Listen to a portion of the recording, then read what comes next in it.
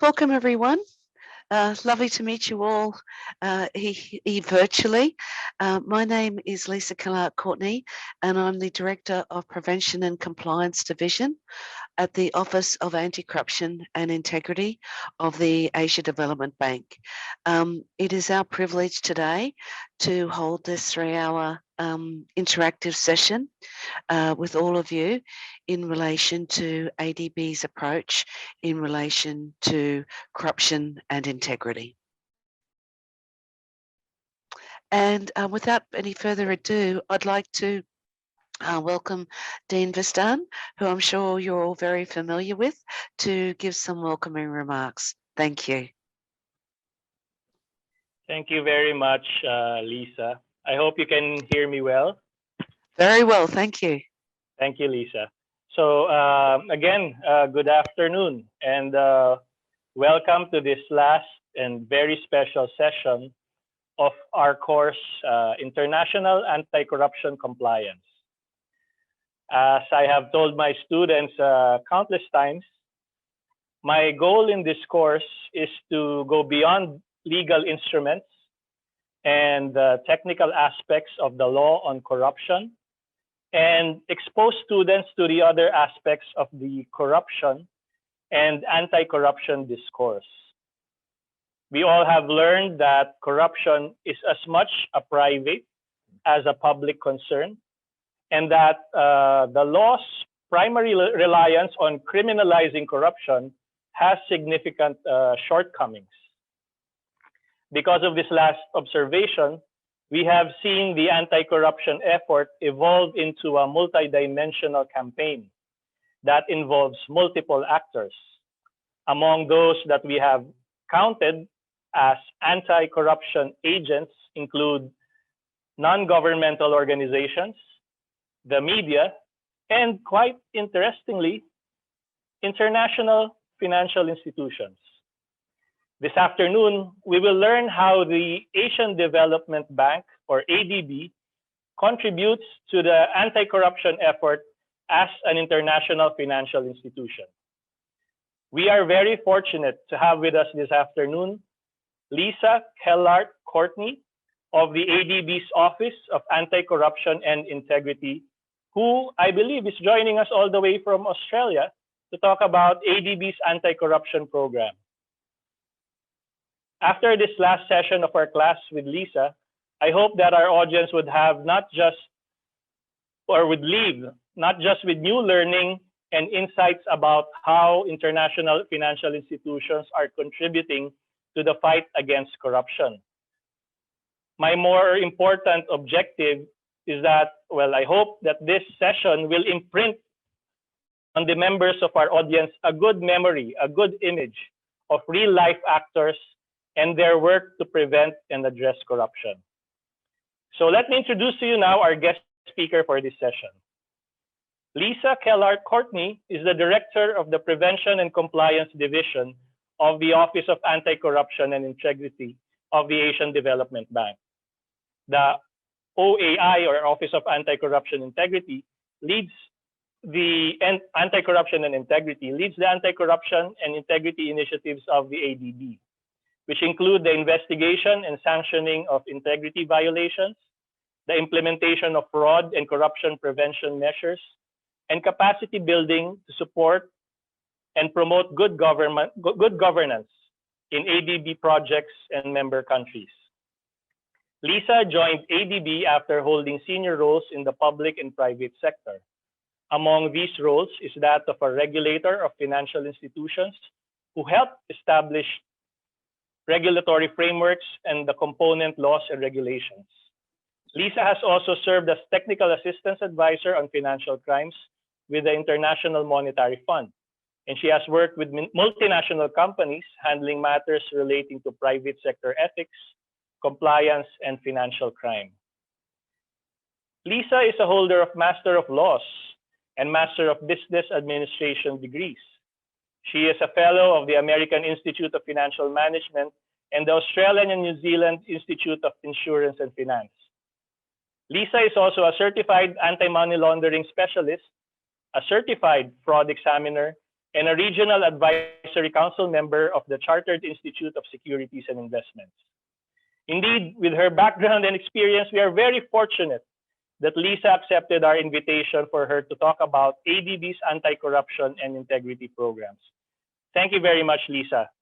I must also thank Jari Sanchez and Lily Gutierrez of Lisa's office for introducing this class to Lisa and for helping make this event possible.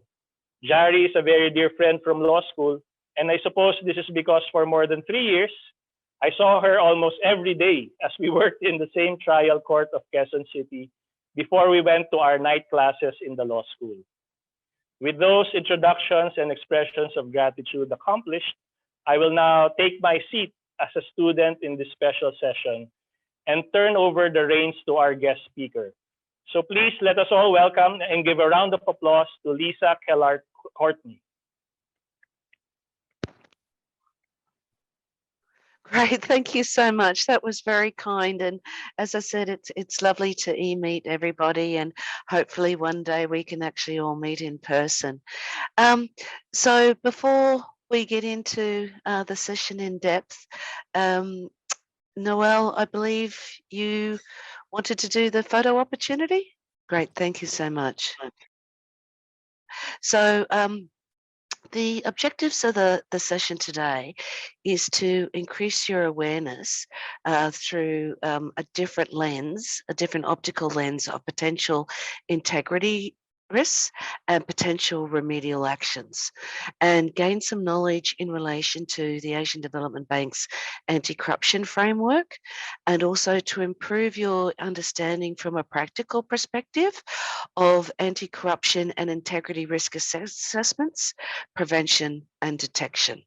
And how we'll be doing that is we'll be looking at impact of corruption on development, Asian Development Bank's anti-corruption approach, risk mitigation and prevention measures. We'll be diving into that quite deeply because, as we all know, prevention is always better than the cure. We'll also walk you through what is known in Asian Development Bank as a proactive integrity review and what that actually means. We'll also be having a bit of a deep dive on what integrity principles and guidelines are from an Asian Development Bank perspective, and violations and remedial action from those violations. So let's quickly have a look at the impact of corruption on development. From the United Nations Security Council, the estimates that were published in September 2018 is that every year over $3.6 trillion is lost through corrupt activities. So at approximately 1 trillion is paid in bribes, and 2.6 trillion is actually stolen through corrupt activities.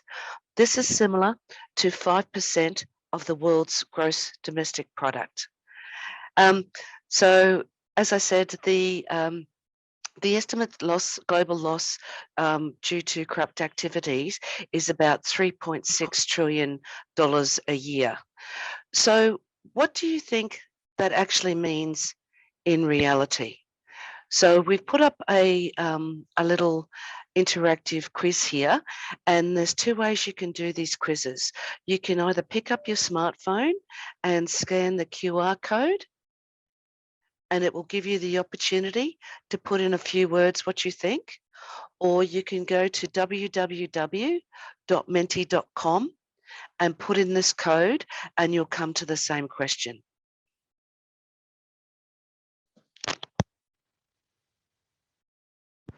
So we've got some good answers coming up so far. So we've got, what does this mean in reality? We've got poverty, impacts quality of life for citizens, corruption hinders growth of nations, it's a deterrent in economic development, corruption is worse than COVID-19 as it spans more than our lifetime, public service funds are stolen and diverted to officials. Okay, great. Thanks, Noel. So they're all very true. And what's really quite daunting is when this is put into perspective, what it actually can mean, is, let's put this in perspective.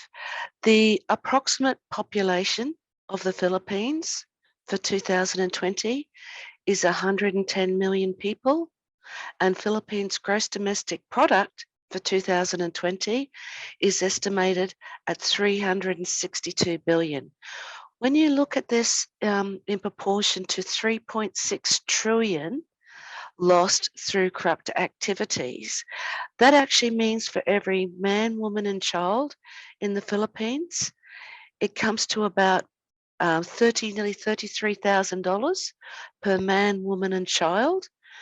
And it is 9.9 times more than Philippines' gross domestic product for 2020. So you can see the figures are absolutely staggering. And these are only estimates. We will never know the true figure. So it has a significant impact on individuals, countries, regions, and the whole world's economy. So you may be quite aware of this through your studies. There's an organisation called Transparency International, and it maps public sector corruption perception every year.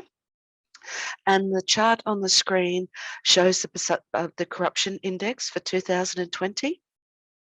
And as you can see, there is a heightened corruption risk indicators, literally spanning from the left bottom hand of the screen all the way through to the middle to the top right hand. And unfortunately, over many years of Transparency International tracking public sector integrity perception, is that some countries are actually slipping behind, including, and this is not for some of them for want of trying, but they're actually falling behind the race of prevention, detection, and deterrence in relation to corruption. Bribery really does hurt development. It is a root cause in keeping a lot of people trapped in poverty. It directly relates to people living in the poverty, children, especially girls, missing out on education, not getting to secondary education, people not having access to basic amenities such as clean toilets, clean running water, children not finishing school, and more sadly, children not even living past the age of 5. So it has got a direct impact on people's lives. So what's the probability and likelihood of something actually occurring? Well, the Association of Certified Fraud Examiners, in their 2020 report to the nations, they interviewed certified fraud examiners. And out of the 2,504 cases that were reported by certified fraud examiners over 125 countries, the total losses just out of 2,504 cases was a staggering 3.6 billion. Now you might say to me, Lisa, but that's exactly the same number as the UN estimate. And this is where it is really frightening, because the UN estimate is an estimate, and these numbers on this screen were what were reported out of only 2,504 cases last year by certified fraud examiners. The total losses was more than $3.6 billion. And that is just a staggering amount of money. Corruption was found to be the most common scheme in every global region when they were looking at fraud cases, and certified fraud examiners estimate that organisations lose 5% of revenue to fraud every year. So that's small businesses, international conglomerates, and the public sector. On average, the cases were about, $1.5 million on average. So these are some photos from the ADB library. These are real images on impact to development. It can lead to the wrong contractors being appointed because they're not qualified, or they've got conflicts of interest, using shoddy materials, poor workmanship, taking shortcuts. So there is a direct impact on development in relation to corruption. These are other images from the ADB library. These showing buildings that are inhabitable, they cannot be completed. We saw a lot of this in the global financial crisis, where a lot of buildings that were partially finished couldn't continue to be completed. When there was inspections around the world of a lot of these partially completed buildings, they were found that they had to actually be demolished because of unsatisfactory workmanship, very poor materials. They could not be occupied, and actually a lot of them were deemed to be a health hazard. So Asian Development Bank, if I could ask you to go to Menti again, please, either by using your phone and scanning the QR code, or by going to menti.com and using the code 67858075. Just a quick question, please, on what you all think Asian Development Bank actually does.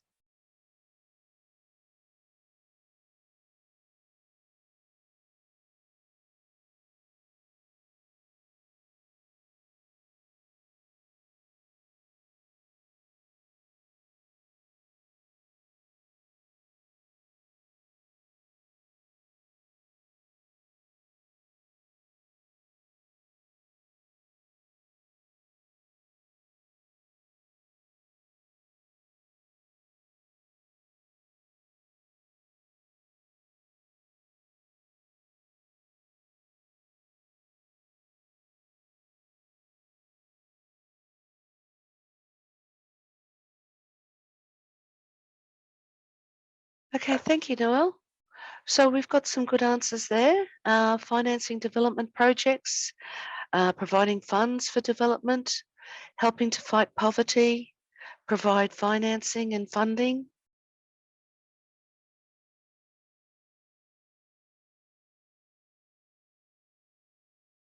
Safeguarding donor funds, correct?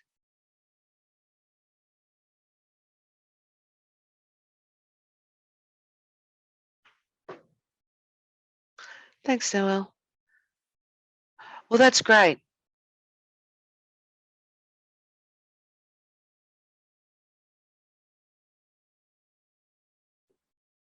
So those answers were, those thoughts were all correct. Asia Development Bank, or what's known as ADB, we are entrusted with public funds, and it's to help achieve the vision of a prosperous and an inclusive, resilient and sustainable Asia Pacific, while sustaining its efforts to eradicate extreme poverty. So this is an idea of the functional organisation of Asian Development Bank. We've got robust and transparent governance in place with a board of directors, and then underneath the board of directors, board of governors, and underneath the governors is a board of directors. And then we're headed by a president and chairman of the board. The Office of Anti-Corruption and Integrity is an independent function, and that's very important from a transparency and independence perspective. We do not report to legal, we're not part of finance, and we have a direct reporting line to the president, and we have very robust reporting to the audit board, the audit board, which is underneath the board of directors.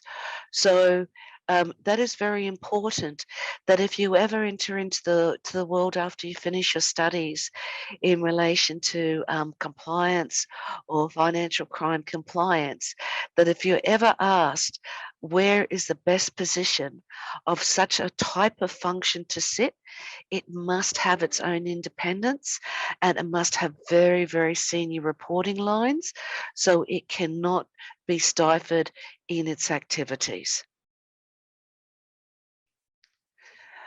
So ADB is focused on effective governance and improving institutional capacity. What does that actually mean? What does that ADB speak mean? Well, what it actually means is that ADB works with its development member countries to help achieve ADB's vision. So eradicate extreme poverty, help with gender imbalance, help with environmental protection and concerns. And within that, the Office of Anti-Corruption and Integrity, that's actually known as OAI, but that's the office that I'm with, the Office of Anti-Corruption and Integrity. Our mission is to promote integrity and respect by undertaking investigations, sanctioning for misconduct, identifying and mitigating integrity risks, and also offering innovative and practical solutions so we can be an influencer of positive change. And what's really interesting is anti-corruption and integrity is actually part of ADB's 2030 strategy. That's how important ADB consider it. It is about strengthening governance at the development member country level, increasing their skill sets, their capacity, law enforcement, legal framework, but also their practical experiences. ADB supports all government's efforts to eradicate any type of corruption and to promote effective, timely, and corruption-free of all public services. And ADB will implement anti-corruption measures in all of our programs and all of our projects. So what is actually our approach in reality? Well, we have a zero tolerance to corruption. And as I said, our mandate is actually part of ADB's 2030 strategy. Asian Development Bank defines corruption as the abuse of public or private office for any type of personal gain. It's a very simple definition, but it's very broad. During law school, you may have had a lot of debates on what is the best definition of bribery and corruption. The best definitions are always the most simplest and the most broadest, and they cannot just cover public sector. So as you know in your studies, some jurisdictions only criminalise public sector corruption, where it is public and private sector that ADB is focused on. So what is ADB's anti-corruption policy? So it's got three key elements. The first is about promotion, and it's about promoting effective, efficient, accountable and transparent public administration. And that really has to start with good governance and to build capacity and capabilities. It's to support every anti-corruption effort in every region through proper dialogue and support with our development member countries, ensuring that all our projects and our staff adhere to the highest ethical standards. Our policy is public and it applies to all our executing and implementing agencies, all contractors and consultants, suppliers, ADB staff, and anyone that's connected to an ADB financed, administered, or supported activity. So it's very broad. It just doesn't apply to our own staff. So there may be some words here that are a little bit unfamiliar. What an executing agency is and an implementing agency is when ADB lends money for, say, a development project. It could be building a new dam. There'll be a ministry involved or a number of ministries from the government, and they will appoint an executing agency. And it could be a ministry, or it could be a combination, or it could be a specifically set up company. And then there'll be the implementing agency. Sometimes they may be both, but as you can see, you're not just lending to a government. There has to be a proper structure around it, and there has to be an accountable party that is responsible for the execution and the implementation of the project. And then there is a lot of, quite often, a lot of contractors around. So you could imagine building a dam. You're going to have engineering firms, design firms, architect firms, and the list goes on. So our ADB policy applies to everybody involved in an ADB financed, administered, or supported activity. Our policy is underpinned by guidelines and administrative orders. As I said, it reinforces that we have got a zero tolerance to corruption, and we do expect at all times the highest ethical standards. So some of these are ADB language, but if you're used to the expression of policies and procedures, imagine our operational instructions and administration orders are like the procedures that are underpin the policy, and they include whistleblowing. So we have whistleblowing facilities, and within some of our administrative orders is also in relation to a type of protection for those that may be cooperating with an investigation. And we have zero tolerance for bullying or any type of attempt of influencing somebody that's cooperating with an investigation. So what does our office actually do in reality? We do proactive integrity reviews. We undertake integrity due diligence. We do a great deal of knowledge sharing. We conduct investigations, and we also undertake something quite different called a technical assistance program. And I'll explain all of this in detail because this is where this all comes into practice. And this we do with ADB stakeholders. So very simplistically, our office is a little bit more detailed than this, but if you imagine our office is basically twofold. We take the approach that prevention is always better than the cure.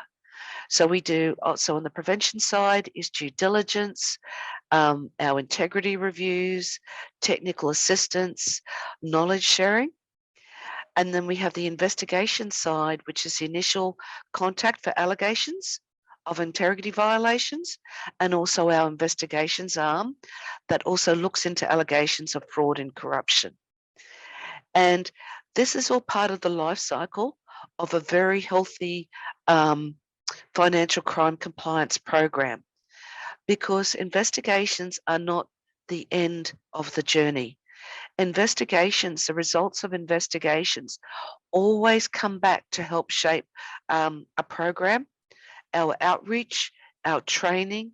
It forms lessons learned. It also helps shape and influence a new project design. So investigations are not the end of the line. They also form part of the life cycle of a very healthy, robust financial crime compliance approach. So a proactive integrity review, or known otherwise as PIR. What we do is we conduct proactive integrity reviews on selected sovereign projects. So that means government projects to help mitigate integrity risks. So what we cover here is we look at procurement risk, we look at asset management and contract management, and we look at financial management.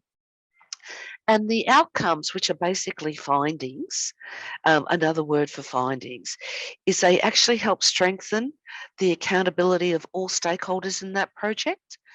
And we do expect and we do follow up on the findings, and we expect those findings to be implemented to help mitigate the risk in that project ongoing. Those findings are also very important because they can help shape the design and development of a new project as well. We also undertake something called an integrity risk management review, and that's requested from our regional departments, where we actually look at projects at design stage. So this is when the project's being conceptualized, and we look at the risk assessment mitigation plan. We look at a great deal of documents. We will look at the controls, the oversight, who is accountable. And what it does right from the beginning is help project teams to identify particular risks and recommendations to implement to reduce the risk during the lifetime of the project. We also undertake integrity due diligence, and that's basically looking at integrity, potential integrity, money laundering, or tax integrity risks and their related reputational risks for proposed transactions between ADB and private and public sector. We also do what we call a lot of knowledge and communications, and that helps support ADB's role as a thought leader and a role model in integrity in development banking. And our focus audience in this is to the ADB community and all ADB stakeholders. On this screen is just a snapshot, some of the snapshot of what was undertaken last year. We do innovation speaker series with guest speakers about fighting corruption at a time of crisis. We hold a International Anti-Corruption Day yearly. We do IACT, iTalk video series. We publish Integrity by the Numbers. We have quizzes online. We've got a great fun quiz called Are You an Integrity Champion? It's free, anybody can take it. And it's sort of, it's a gamified quiz. And so we do a lot of outreach all the time to all different members of our wider community. We also do something, and again, I'm not going to use ADB speak here, but so I'll tell you what they are. They're called a Regional Technical Assistance Program, otherwise known as a RITA. What it is a devoted amount of money that has been, and has a program structure to it. And we have very deep, in-depth experience that does focus work with governments or government agencies of our development member countries to help build up their skills, their capabilities, regulatory framework, enforcement framework in relation to anti-money laundering and the countering of financing of terrorism. We do work in relation to the building up of anti-corruption and integrity, and also enhancing tax transparency. And this is all relation to financial crime. So some of the work that we've been doing recently, we've been working with Bhutan government authorities to implement a money laundering reporting system, the first ever in the country. And what that does is it allows the governments to have very quick and clear data to be able to take investigations if required in relation to money laundering. And it helps all reporting institutions within that country, such as banks, stock exchanges, money exchanges, insurance companies, etc., to be able to lodge the reports electronically. So we do a lot of work in this space, and these are very structured and focused technical assistance. And of course, the office, as I mentioned, also undertakes investigations in relation to alleged fraud and corruption. And I'm just going to play you and explain a video. And Noelle, can I ask for your assistance on the audio, please? Every morning before the sun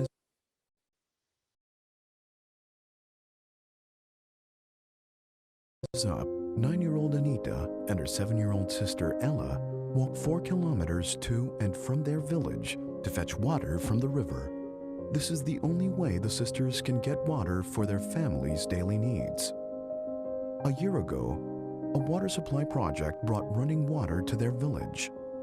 The children were very happy because they didn't have to walk so far anymore and could concentrate on their other chores and schoolwork. They finally had clean water to drink, cook, and clean with. Their lives greatly improved, but their happiness was short-lived. The water soon became murky and undrinkable. Then the pipes went dry, leaving the community without water again. How did this happen to Anita and Ella's village? $100 million was spent on this water supply project. Sadly, it all started with a bribe. The contractor paid $1 million to secure the project, and construction started soon after.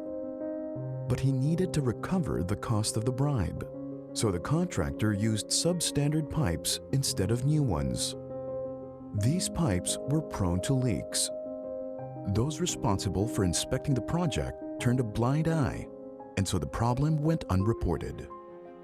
The water supply project failed because of corruption among those who were involved in the project. Corruption destroys public services, pushes people to poverty, and endangers lives. In the end, we all lose. This is why ADB fights corruption and requires all parties that it works with to do the same. Violations of its anti-corruption policy, whether by staff, consultants, contractors, or suppliers, are not tolerated. What are these violations? Corruption, like bribery and kickbacks. Fraud, or making false claims and forging records. Coercion, like blackmail and extortion. Collusion, by predetermining winners and bid rotation. Abuse, such as using equipment and supplies for non-ADB activities. Conflict of interest, like awarding contracts to family members or friends. And obstruction, like lying to investigators and destroying or concealing evidence. What are the consequences? Firms and individuals in violation of ADB's anti-corruption policy may be cautioned or reprimanded and pay restitution, but they may also face suspension or debarment. Those debarred cannot work with ADB for an imposed period, and they may also be debarred by other development banks. Loans or grants may be terminated and misused funds must be repaid. And staff from executing agencies in violation of ADB's anti-corruption policy may be replaced. Corruption cannot be fought alone. ADB needs integrity champions like you. We are all responsible for implementing projects with integrity and due diligence. As integrity champions, we must be ready to scrutinize documents before signing them and report suspicious activities. We must be aware of project red flags and ensure accountability. Doing so will safeguard funds for the project and benefit those who need them the most. Like the village of Anita, Ella, and their family. We must fight corruption on every level. By working together, we all win.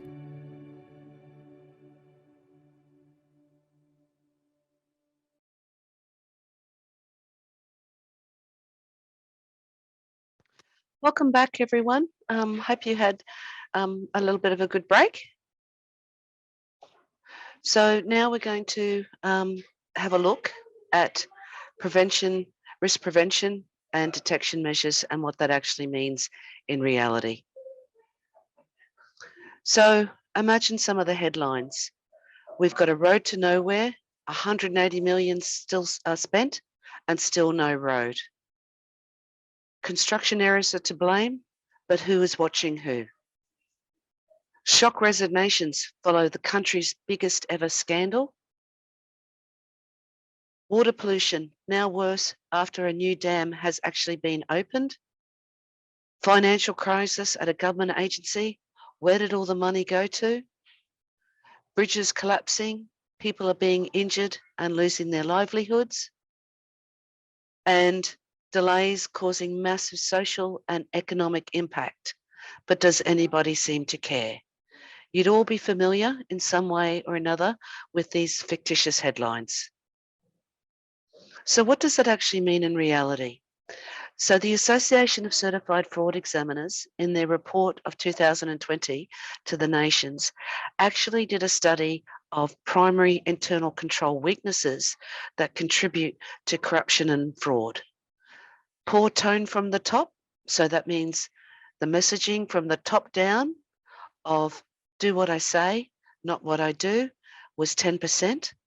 Lack of management review was 18%. Being able to override internal existing controls, 18%. And the largest was just a complete lack of internal controls that actually work at 32%. So Asian Development Bank, when we're looking at major projects, we look at three main risk areas. We look at procurement, we look at contract and asset management, and financial management. In all of these, there are unique red flags depending on the project. We look at bidding, we look at bid evaluation, contract award, the administration of the contracts, the monitoring of outputs, controls over the assets, expenditure management, and financial reporting. So what does it mean when we actually talk about a control environment? A control environment, depending on whether it's a company or an agency or the like, it's all got the same themes. It's first of all, identify the risks. So not all risks will be the same depending on the project. It's also embedding policies and procedures. And as you're all acutely aware, policies and procedures are really important to embed what is tolerated, what is not tolerated, and the procedures to implement the internal controls. And then it's undertaking due diligence on a frequent basis and making sure that those risks that were originally identified are still the same risk from an impact and probability perspective. It is also making sure that there's good monitoring and oversight and any lessons learned are implemented, whether they be findings from audit, whether they're through compliance monitoring, whether they're through whistleblowing hotlines, and looking at the root cause of all this rich data that's coming in, and are they giving any indications of an ongoing trend, a corruption or integrity trend. And it's making sure that there's always testing and really good oversight. You'll have to excuse me because my screen has gone blank on my side again, but I will keep going because I assume you can see the screen. So what are some of the mitigating measures that can be put into place? I've given some examples here. Some examples on the next slide are a bid evaluation committee. So there would be a bid evaluation committee that would look at analysing all the bids that have been put forward for a project, and they need ongoing hands-on training. They need to look at all aspects of bid evaluation, especially due diligence, before they embark on any new bid evaluation. And there is support from ADB officers, supervision consultants, and engaged procurement experts.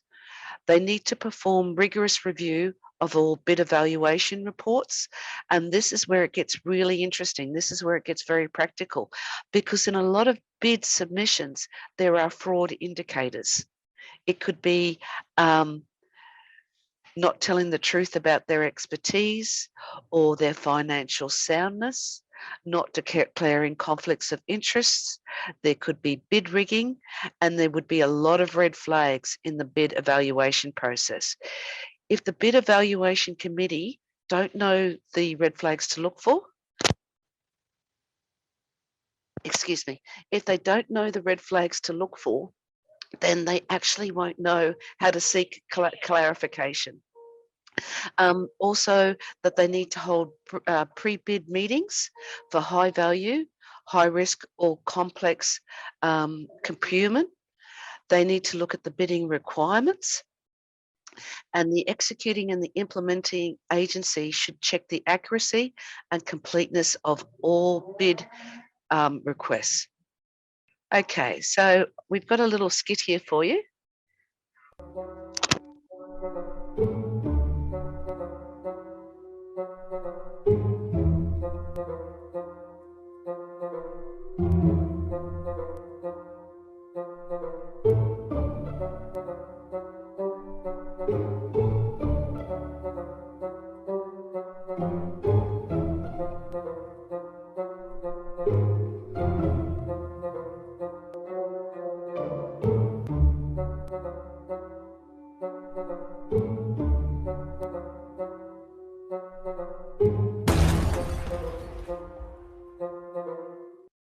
So, a question for everybody. What do you think this type of practice is? And what do you think the risk actually is? So we have a poll that you can click on here.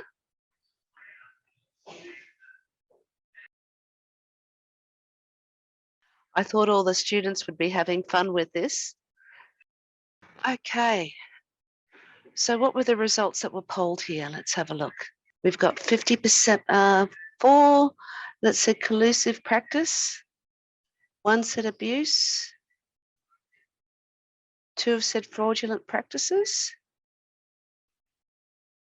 So let's have a look. So this one is quite interesting because it is actually an arrangement between parties to achieve an improper purpose. There would obviously have been fraud involved because of the submission of the bid. It was definitely collusive practice, and it was definitely an act of corruption. So what are some of the other mitigating measures that can be put in place? So unauthorised submission of key post-contract award. What does that actually mean? So after a contract has been awarded, the executing agency can actually, excuse me for a minute, sorry, the executing agency would maybe ask to substitute key experts. And so that needs to be carefully considered because there's a lot of risk there. To submit an expert, they have to make sure that the qualifications are exactly the same, at least equal to the original appointee, and that it's very properly documented. And they should go through the same rigorous process of vetting. Now, that is actually, it is actually quite a common practice in quite some complex deals where there may be substitution of key contractors or key consultants or experts. So that is a risk area that needs to be focused on. Quite often too, that depending on the contract, ADB needs to give approval. That means that they need to go through ADB's rigorous vetting processes. And contracts requiring ADB's prior approval, they should only be awarded contracts after our approval is given for the procurement decision. And post facto approvals for prior review contracts are considered inappropriate and should only be considered in exceptional circumstances. Now, one of the other risks that you've seen when we were summarising initially about substandard materials and defective works and how corruption can really impact development. You may have erring contractors, consultants or suppliers, but they need to be held accountable to ensure that they fulfil their contractual obligations. This also entails enforcing any relevant penalties and reporting without delay poor performance to ADB. For decentralised, complex or high-risk projects, we quite often expect monitoring firms to be engaged, and they do independent monitoring to make sure that the project is being implemented the way it should be.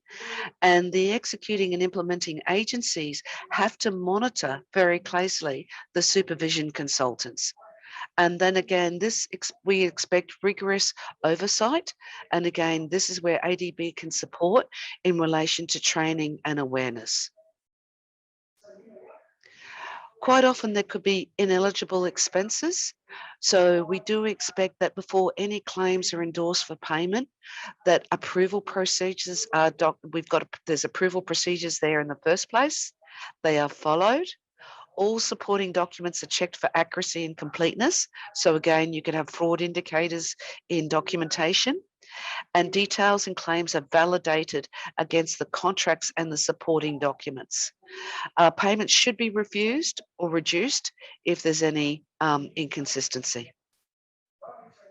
Books and records. Now, you would be very familiar with this provision while you were studying such regulations such as the Foreign Corrupt Practices Act or the UK Bribery Act. A lot of national legislation has in place the provision of accuracy of books and records, and we expect the same as a mitigation control. Project accounts must be maintained separately from all other projects and activities. They must be transparent. They must have good, sound financial records. All bank records and project accounts need to be reviewed, and the review should happen monthly or at the minimum quarterly. Any discrepancies need to be immediately assessed, and sound record management procedures need to be in place. That includes retrieval of records, storage of records, and prevent any type of misplacement. So here's another little vignette for you.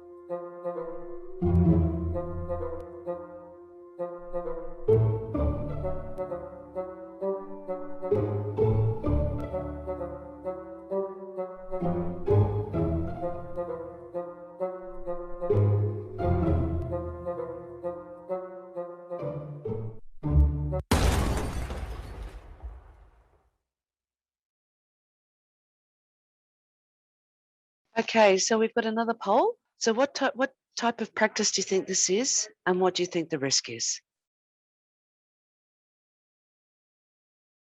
Okay, so we've got fraudulent practice, coercive practice, collusive practice, and obstructive practice. So initially, as you can see, there was some fraudulent invoicing submitted. Then there was a complaint that came in, and instead of trying to remedy, they then tried to impede any investigation by destroying evidence. So that's obstructive practice. So normally when there's one nefarious activity, there's normally more than one. Okay, thank you. Okay, so this may be something that you may be a little bit unfamiliar with. And at the end of today's session, Jerry and I are quite happy to stay on the line, the virtual line, and we can open up the public list and show you how it actually works. So ADB maintains a complete sanctions list. And we will go into what sanctions mean in a little while, but in short, it's when an individual or an entity has been subject to investigation, found wanting, and they may be debarred or temporarily suspended from an ADB project for a certain period of time, or it could also be indefinite. We also debar we also undertake something called cross debarment, which we will go into in a little while. Cross debarment basically is where an entity has been debarred by such another development bank, such as the World Bank, African Development Bank, or the like, and we recognise that cross debarment. So there's a list that is published by ADB, and it is available to anybody in the public.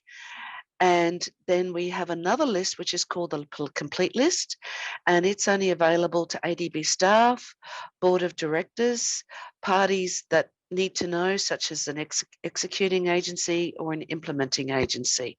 But we've included the web link at the bottom of this page. So if you're ever interested and you are doing some due diligence, you can always check multilateral development banks sanctions lists as part of any due diligence. And as I said, Jerry and I are happy to stay at the end of this session to show for 5 minutes how this actually works. So all the preventative measures that we talked about, this is the type of headlines that we actually want to see. New schools are a hit with both kids and parents. Reduced cases recorded at the hospital.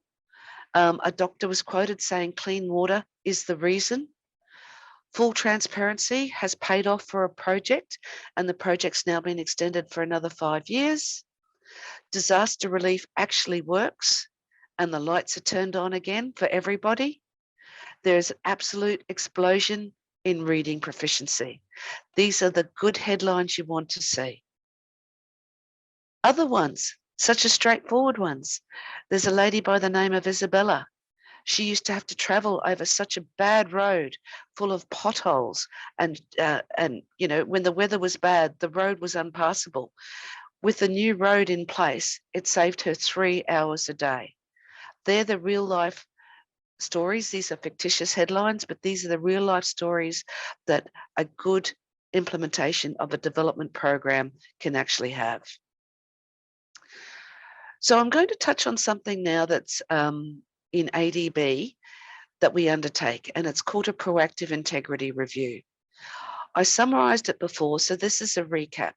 What we do is we select certain sovereign projects, and we undertake a review of those projects.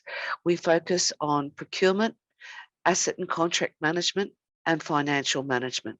And as I said before, all of our findings, we do follow up on those findings for implementation on the implementation plan, because what they do is they mitigate the risks in that project. Any findings are also reported to our investigative team if we find indications of fraud or the like. For 2020, these are the profiles of the projects that we undertook. So there were sizable projects that we evaluated. We did full proactive integrity reviews over 3 projects, totaling $249 million in value. We also followed up on a previous proactive integrity review on a project that was valued at $578 million. We reviewed 135 bids, proposals, and expressions of interest. The contracts that were reviewed were 30 at a total of $177 million. And we also looked at withdrawal applications that were reviewed valued at 42 million. And I'm just going to show you a clip that's also available in YouTube on what an integrity review actually means in reality.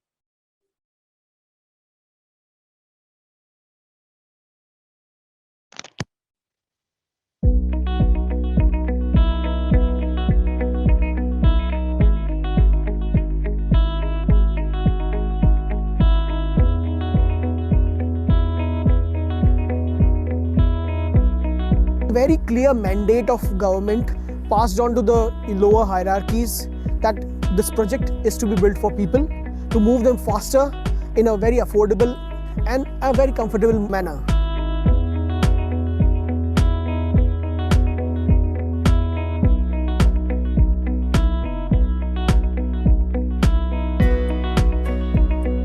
ADB team pointed out some minor issue related with safety at the site. All the issues were rectified instantly by our contractor, and we have asked them that such issues should not be left over for a single day. We came to know about many things which were neglected during the design of the contract, during finalization of the contract, even during the execution of the contract. Whatever procurement which need to be done later stage, these observations acted as a benchmark for us. And we made sure that whatever been observed from your end act as, the compliance list for us, to make sure checklist for us, to make sure that nothing happens wrong in these projects. Because ultimately this is public money. This need to be spent in a very judicious manner. The PPRR review which was conducted last year, it was a good midterm check, and to know whether our procurements are being done correctly or not. And as far as the implementation of these recommendations, in this project we are already implementing, and now Rajasthan government has taken another loan for road infrastructure project. Some of our officers, we have interaction with them. We will definitely be guiding them and what type of precautions to be taken so that procurement is done and the ADB project is implemented in a flawless way. Whenever there is a need for support, or whenever we find that we are stuck somewhere with some problem, the ADB has always been supporting us, supportive of our activities. I think such an excellent support all the financial agencies should be providing, so that the project takes off early and can be done in a time-bound manner.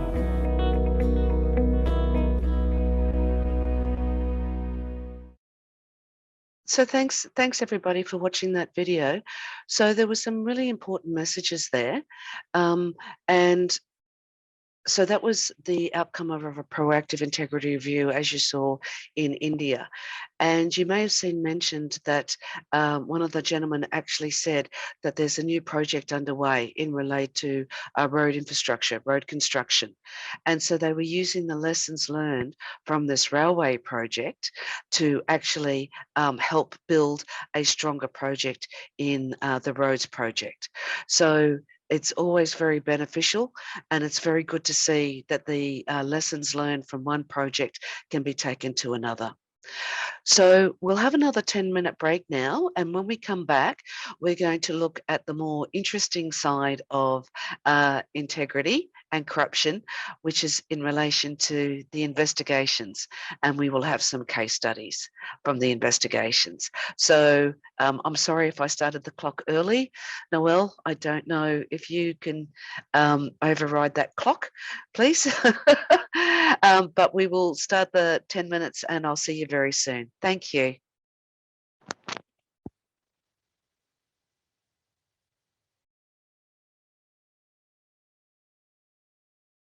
Okay, welcome back everyone. I hope you had a enjoyable short break.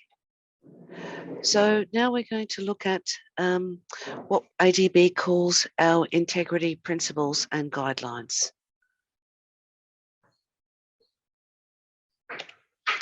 So the integrity principles and guidelines, it sets forth what ADB considers an integrity violation. It also sets forth remedial actions that can be taken. It explains what a cross-debarment is. It also outlines the assessment of receiving complaints and our transparent investigations process, and also the appeals process that individuals or firms can undertake when they're subject to an investigation.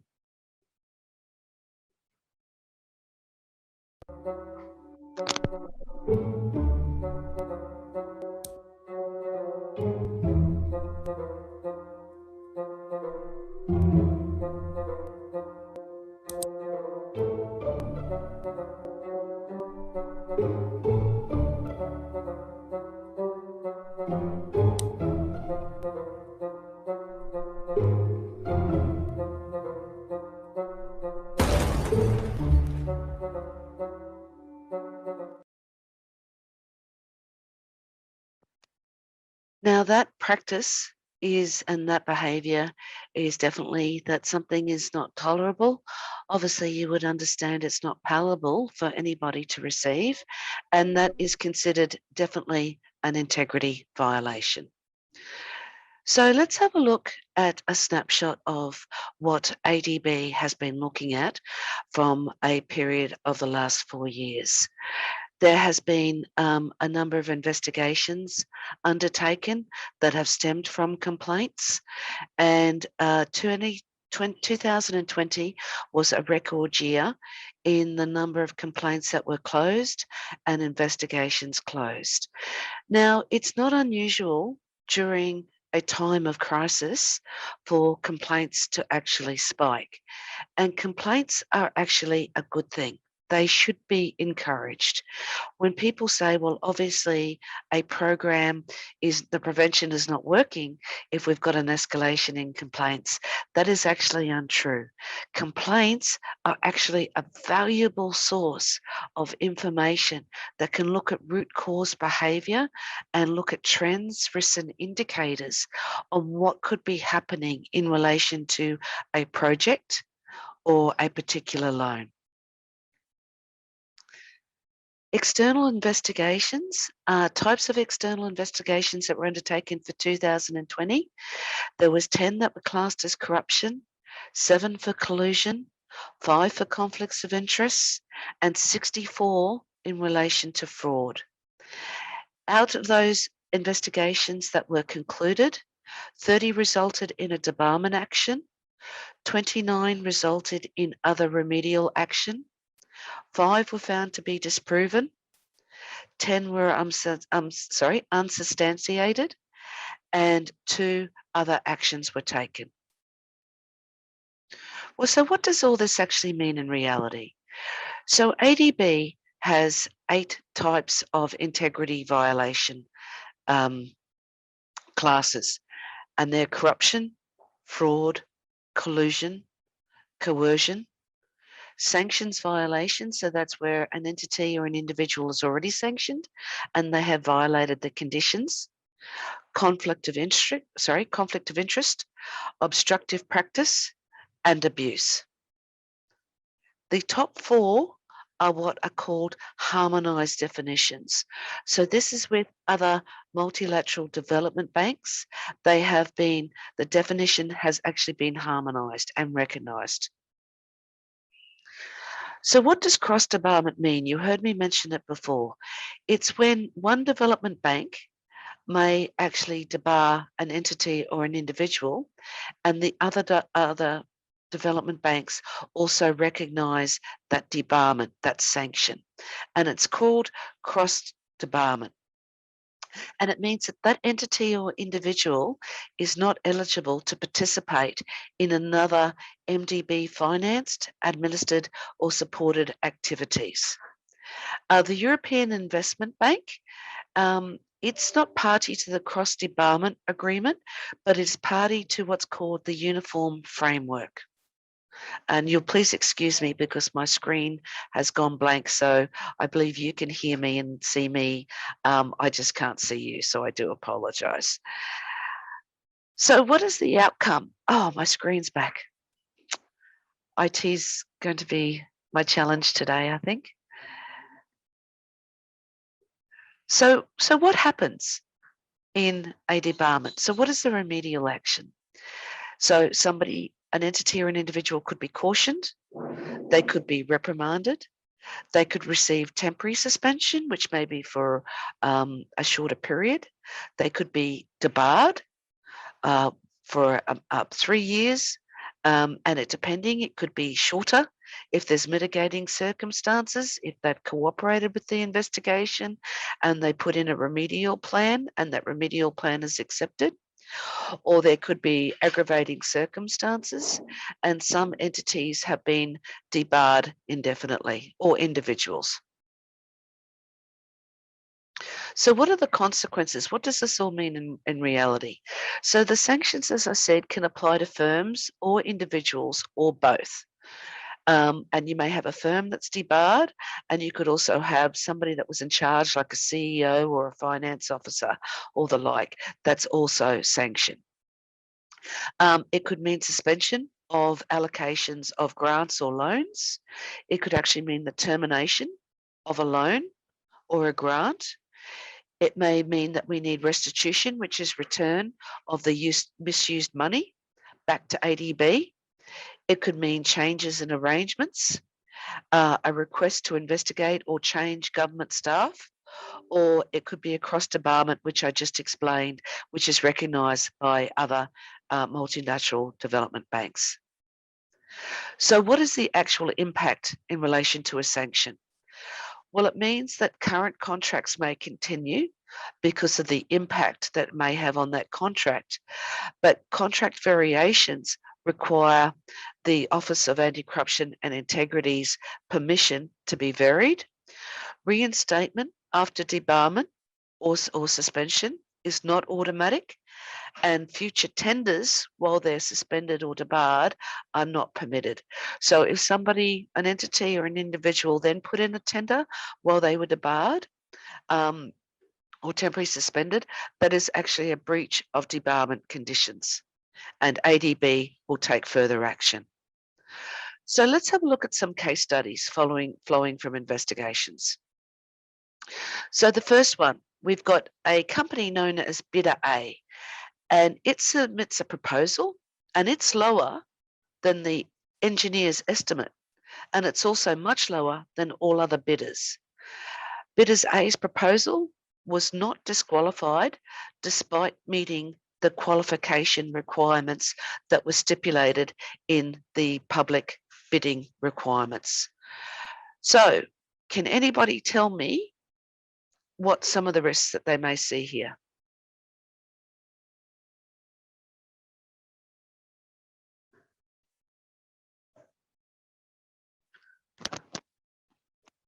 Well, thank you very much for all of those that participated in the poll.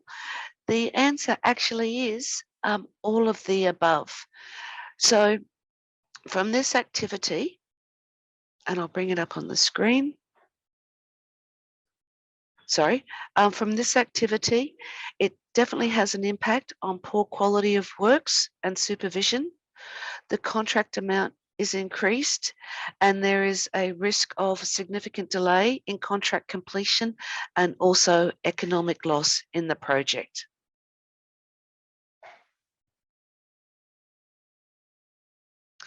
So, next question. What do you think the integrity violation actually could be? So I'll just read it out for you again. It was a $54 million contract was awarded to bidder A, whose books of accounts and bank balances revealed multiple payments unrelated to the contract totaling $2 million, which were transferred to intermediaries known to be affiliated with the family of the Ministry of Transport. So do you think that's fraudulent practice, corrupt practice, collusive practice, abuse of resources, conflict of interest, coercive practice, or obstructive practice? Okay, great. So thank you very much for everybody that participated in the poll. Like we mentioned before, these don't normally stand alone. when there is one bad behaviour, it is normally accompanied by others. So this was definitely corrupt practice. It was also collusive practice, and it was also a conflict of interest. Okay. We have another vignette for you.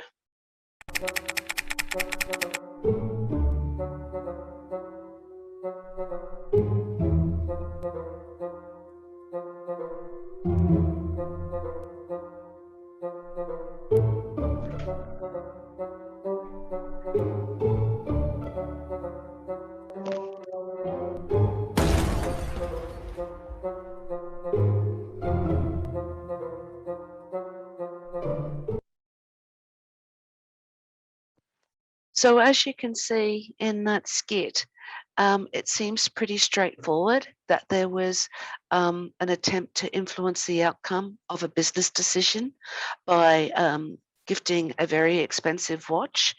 Any type of gift and hospitality or any other type of material benefits need to be carefully scrutinised for perceived or actual attempts to influence the outcome of a business decision, which is an act of bribery.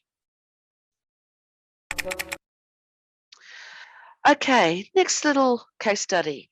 So during bid proposals evaluation, the executing agency of the government ministry was unable to confirm a bidder's past work experience to meet the bid requirements. So when examining the authenticity of the bidder's technical proposal, it was found that the, sorry, Noel, can you just drop that poll for a minute, please?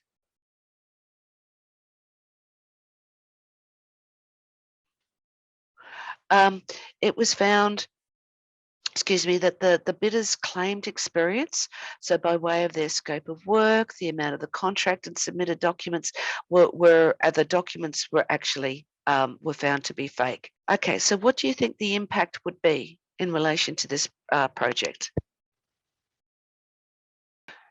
Great, thanks everyone for participating in the poll.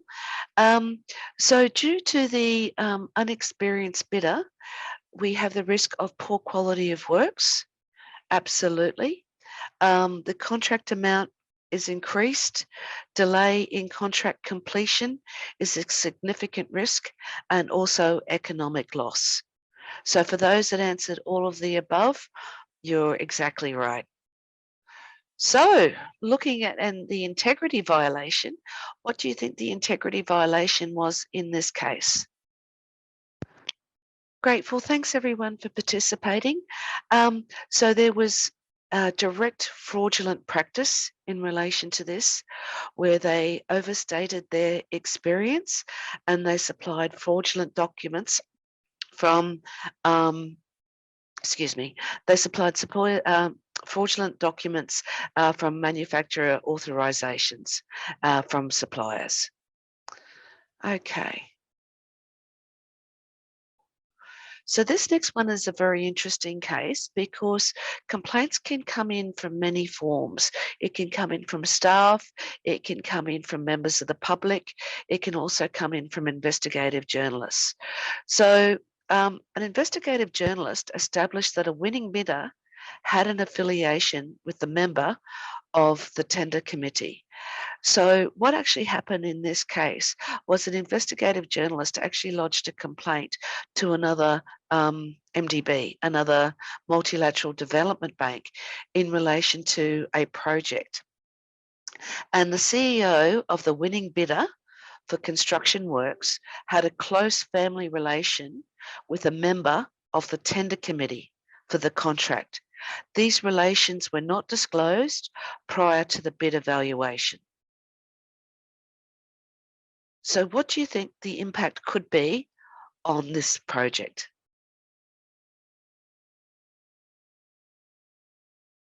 Okay, great. Thanks everyone for participating.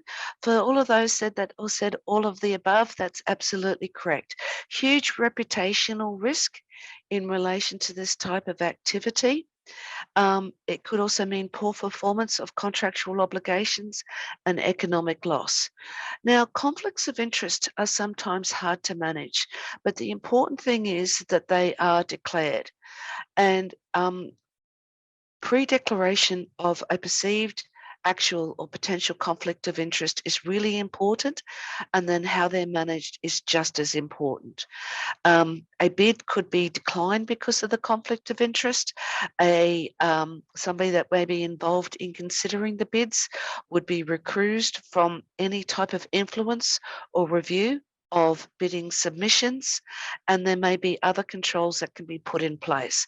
Sometimes conflicts of interest are unavoidable, but it is the transparency around those conflicts and the controls put in place or the mitigation steps put in place to manage those conflicts, which is absolutely essential. Okay, and then for the next poll is, what do you actually think the integrity violation was in this case then? Was it fraudulent practice, corrupt practice, collusion, abuse, conflict of interest, coercive practice, or obstructive practice?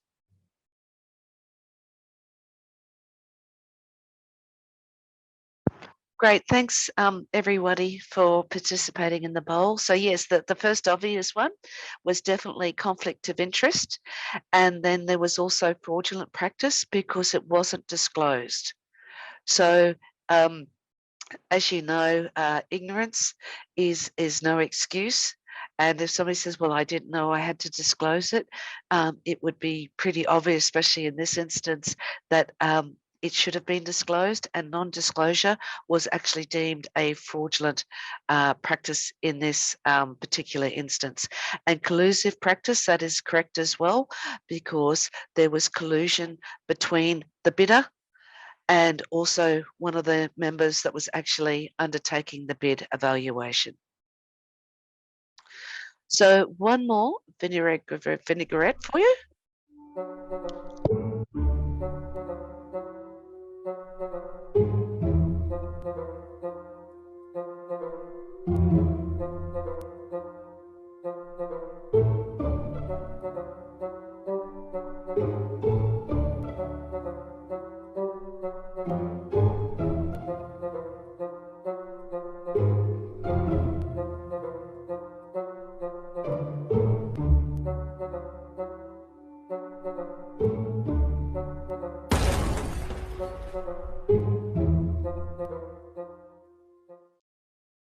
So this one actually shows, this vignette actually shows conflicts of interest, and sometimes it may not be so obvious. So the case study we had beforehand is where the CEO of the winning bidding company was actually related, had a family connection to one of the bid evaluation committee members. The vignette that we just saw is where a husband and wife were actually working for different companies that were both bidding. So we have a conflict of interest and also a collusive behaviour.